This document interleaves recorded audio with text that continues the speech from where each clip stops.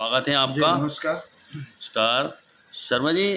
बेरोजगारी चरम सीमाओं पर है, रोजगार नहीं है, जनता के पास खाली घूम रहे हैं। और जो लोग हैं, एक महिला से मेरी कल बात हो रही थी, मैं उनसे बात कर रहा था, वो उनकी विधवा पेंशन नहीं बन पा रही है, दिल्ली में रहती है जबकि वो पिछले 20 साल से।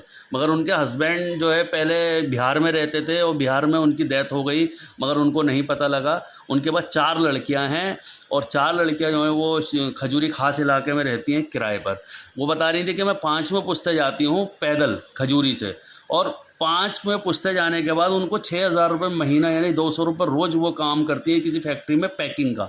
बेरोज़गारी का आलम यह है, वो अपनी बच्चियों को कैसे पालेंगे, क्या कहना चाहते हैं इस पर? देखिए, बेरोज़गारी पर जो है, हालांकि ये पिछले कई दशक से चल रही है, लेकिन जब से मोदी सरकार आई है बेरोज़गारी अपनी चरम सीमा पर बढ़ती चली जा रही है। और 2014 के चुनाव में लोगों का एक आशा था कि नरेंद्र मोदी कांग्रेस से हट करके एक अच्छा नया विकल्प बेरोज़गारी के खिलाफ, महंगाई के खिलाफ ये कोई विजन तैयार करेंगे जिससे लोगों को राहत होगी। और इनका नारा भी था, बहुत हुई महंगाई की मार अब की बार मोदी सरकार, बहुत हुई बेरोज़गारी की मार अब की बार मोदी सरकार। लेकिन वह नारा एक प्रकार का खोखला धोखा निकला। और एक्चुअली मोदी सरकार, मैं जो समझता हूँ, अपनी बात जो कहती है उससे मुकरने में एक सेकंड नहीं लगता है। उनका उद्देश्य यही है कि किसी तरह से लोगों को झांसे में रख करके और सत्ता में बने रहो, इनको मूर्ख बनाए रखो। और बेरोजगारी का कैसे निवारण हो, ना भाजपा के पास कोई विकल्प है, ना कांग्रेस के पास है, ना अरविंद केजरीवाल जो नई पार्टी है, इनकी राष्ट्रीय पार्टी बन चुकी है, इनके पास भी कोई विजन नहीं। अगर विजन है तो ये उसको इम्प्लीमेंट नहीं करना चाहते हैं, क्योंकि इन तीनों पार्टियों का मोर या लेस विजन एक ही है कि देश की जनता को गरीब बना के रखो और इनको मंदिर मस्जिद में उलझाए रखो, ताकि लोग उसी में मस्त रहें, अपने अधिकार के प्रति ना उतरें।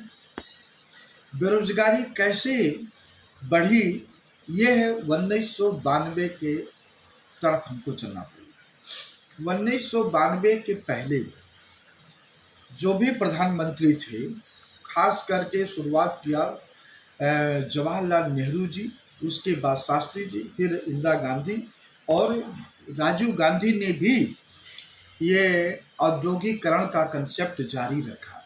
लेकिन कुछ साल साझा मोर्चा की सरकार, चंद्रशेखर जी और बीपी सिंह के बाद में, जब दौर 91 से 96 तक का इनका आया, नरसिंह राव जी का, तो बाजारवादी व्यवस्था इन्होंने स्थापित किया। और इनके हिसाब से ये था कि सरकार जो है अब बाजार के हवाले कर दिया जाए, जो व्यवस्था है, सिस्टम है सरकार जो है।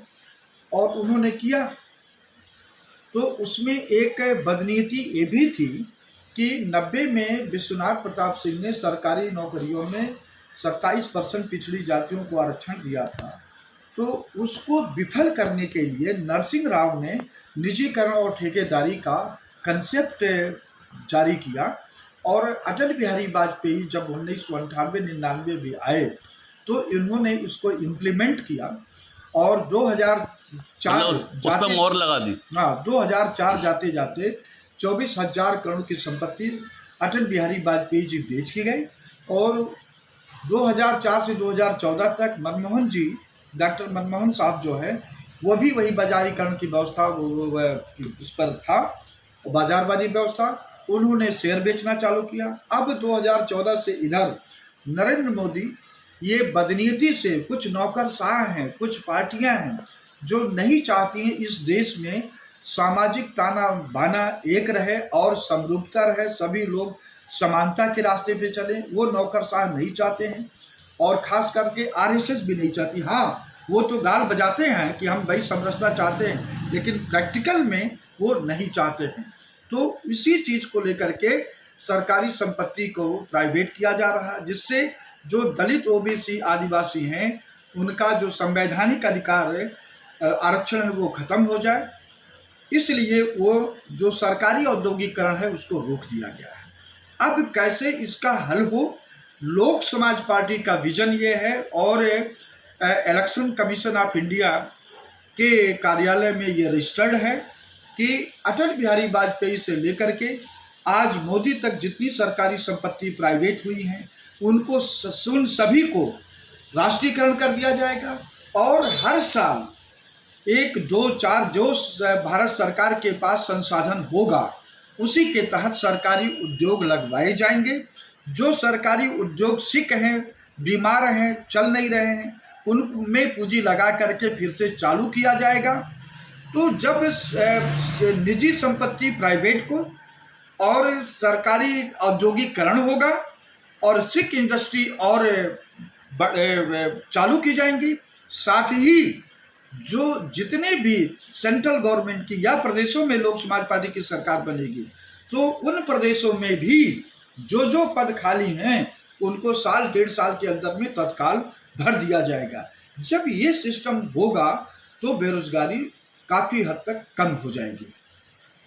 और ये जो है जब तक ऐसा हम नहीं करेंगे, निजीकरण ठेकेदारी तो एक प्रकार का एक क्राइम घोषित कर दिया जाएगा, जहां पर ये निजीकरण जो ठेकेदारी लोग जो चल रहे हैं उसको क्राइम कर दिया जाएगा कि ठेकेदारी कोई नहीं रहेगा।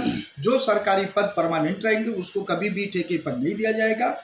और हाँ, इतना किया जाएगा कि जो वेतन है उसको हम ऐसा करेंगे कि लोक समाज पार्टी की सरकार में कि वेतन जो है कम से कम और जो अधिकतम है उनके बीच में ज़्यादा गैप ना रहे।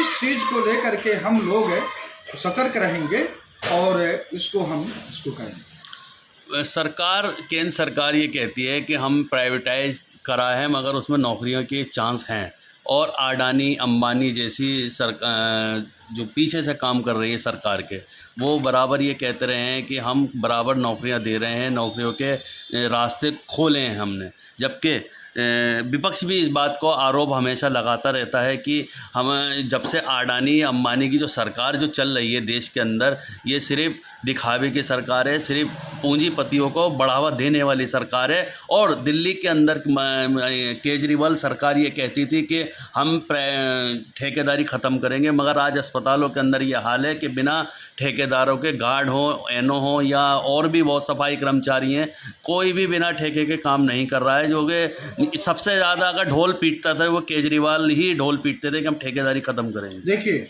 जो निजीकरण ठेकेदारी का जो सिक्योरिटी गार्ड सिस्टम है वो उसमें जितने भी मंत्री हैं, जितने भी मंत्रालय हैं, वे लोग अपने ही रिश्तेदारों को, अपने ही नियर एंड डियर को वो ठेका पर दे रहे हैं और इस तरह से वो अपने तो मालामाल हो रहे हैं, अपने रिश्तेदारों को इस निजीकरण ठेकेदारी में मालामाल करवा रहे हैं।